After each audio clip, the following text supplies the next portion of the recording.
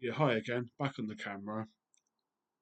This is a video I've wanted to make for a long time, so I'm just going to jump into the deep end and try and answer the question: what is Qabalah, or Qabalah, as it is pronounced by the Hebrews? Now, it's not an easy thing to talk about in an unrehearsed manner, but ultimately, I will say that Qabalah, maybe not in the beginning, but after you study it for a while, becomes the kind of obsessive manipulation of symbols and ideas and concepts, a kind of obsessive uh, prying apart of what they call correspondences, Kabbalistic correspondences. You're basically kind of like pursuing hidden laws in the things that surround you. The things that you surround you become aspects of a kind of a divination sequence. Um, it's very hard to explain, but basically, Kabbalah is like the obsessive manipulation of symbols. And I would suggest to somebody before they start studying it to maybe get some kind of psychotherapy. I would thoroughly suggest if you have a drug problem, even a so called soft drug like cannabis, that maybe Kabbalah isn't the best thing for you. Because what you're doing with Kabbalah is you're opening up what they call archetypes in the human mind. And if you're systematically opening archetypes and you've got a drug problem or a drink problem, that's pretty much a recipe for disaster. So yeah, Kabbalah is the obsessive manipulation of symbols based upon the axiomatic aspects of Kabbalah, which are basically the letters of the Hebrew alphabet.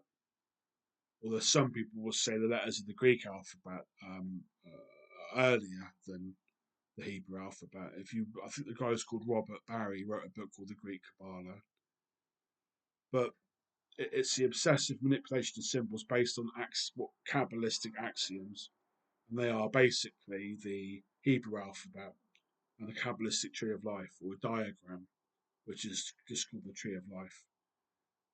And that kind of represents the kernel of the archetypal thinking, which is manipulated and blended with layers of symbolism, layer upon layer upon layer of symbolism that somehow winds back to the tree of life from the Hebrew alphabet. Now, what does this do to the human brain? Well, it certainly exercises the human brain.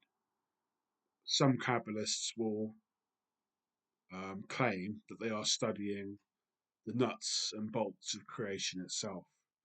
They ascribe divine authorship to the Hebrew alphabet and the tree of life.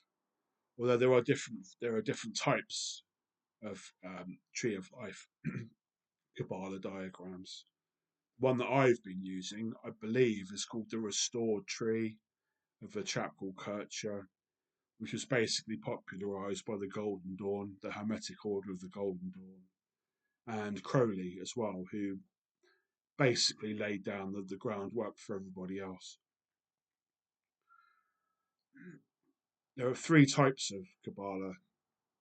Well, basically, there are nine types almost. I mean, um, yeah, they talk about a guy called Rosenberg talks about practical, creative, and frontier Kabbalah, which is a threefold division of the whole discipline. There are also another threefold division, which is Gematria, Notarikon, and Tamura. Gematria is the what they call isopsephic relations, where every word has a number because each Hebrew letter has a numerical value attached to it. So therefore, words add up to numbers. They through mainly arithmetic by pure addition. Words become numbers and sentences become numbers and so on and so on. And then words that have the same numerical value are considered to be explanatory of each other. So that's Gematria. Notarikon is memory aids. It comes from the Latin notarius, which means a shorthand writer. And Notaricon basically is like acrostics or abbreviations. Like a simple English notaricon would be the word basic, standing for beginner's or all-purpose symbolic instruction code, or laser, which is light amplification by stimulated emission of radiation. And that's basically notaricon. It's kind of like a memory aid, a mnemonic technique. And then finally, we have something called Tamura, which is basically manipulation of going back to what I said earlier on about the axiomatic thing being the tree of life and the Hebrew letters. Tamura is sort of jumbling up the axiomatic aspect of it to produce and unlock in the human consciousness all kinds of different ways of looking at the universe. And you'll find there is a gradation of complexity from Gematria and the Tarot Tamura. They become increasingly more complicated.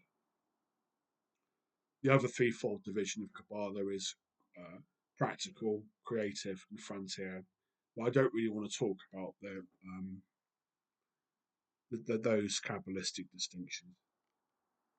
Going back to what I said, Qabalah is the obsessive manipulation of symbols, and that's not always a good thing.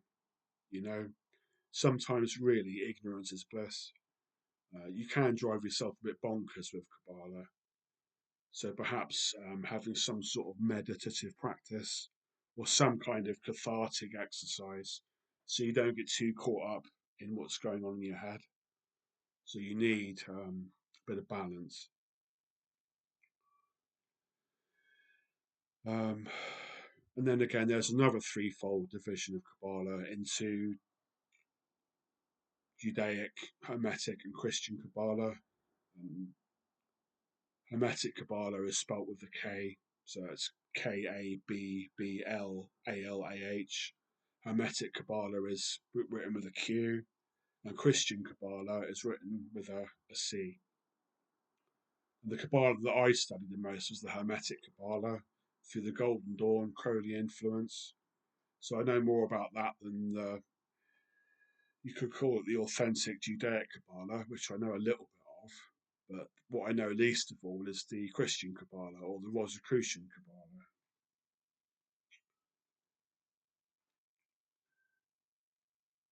Kabbalah. What Kabbalah has done for me in my life is it's become a kind of intellectual resourcefulness.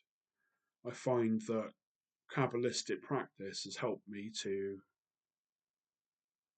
kind of like I said, become resourceful, to take a few little ideas and learn how to rearrange them and pull them apart, put them back together again, and slowly learn to really exercise the brain. There's different theories about daily Kabbalistic practice, going all the way from a kind of pseudo religious Judaic paradigm all the way up to the most creatively bonkers Hermetic Kabbalah you can possibly think of. Crowley compares what he calls the Holy Kabbalah with Jnana Yoga or mental yoga. So the Western intellectual approach to divinity is the Kabbalah. The Eastern or Near Eastern approach to intellectual enlightenment is Jnana Yoga. Most of the Kabbalah that I learned was from Crowley, particularly Liber 777 and an essay called Gematria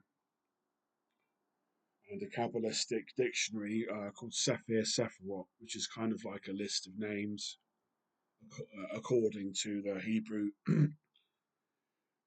number for each name.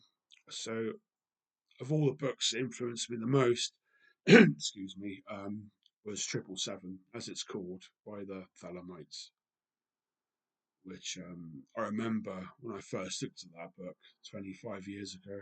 Well, actually, more than that now. I looked at 777 in absolute bewilderment. I couldn't understand a word of it. And on that note, I'll say that even learning the basics of Kabbalah takes years. It absolutely does take years. And it's not for people that have got a severe degree of intellectual inertia, but it's also not for people who can't control intellectual velocity or an overaccumulation of kind of like intellectual momentum. You know, you need to have some kind of a balance to Kabbalah with meditation or maybe some kind of yoga practice. Because if you once you start thinking like this, like I said at the very beginning of this video, it's the obsessive manipulation of symbols. And if you can't have a break from that, you're going to go bonkers, basically. You know, you need balance in life. Balance is another fundamental Kabbalistic concept. You know, the whole tree can be looked at as a kind of psychic or spiritual set of balances to help you what's known as rise up on the planes, rise upon the planes. Um, the tree of life is often called a map of the universe, but the map is not the territory, as the old saying goes. The map is not the territory. I'm getting to the point now where I don't think I'll be able to make any more meaningful statements about Qabalah because I've basically just completely off the cuff talked about this stuff. Like I say, it's a video I've been meaning to make for a while, and yeah, so that's a 12-minute video about that. Thank you very much.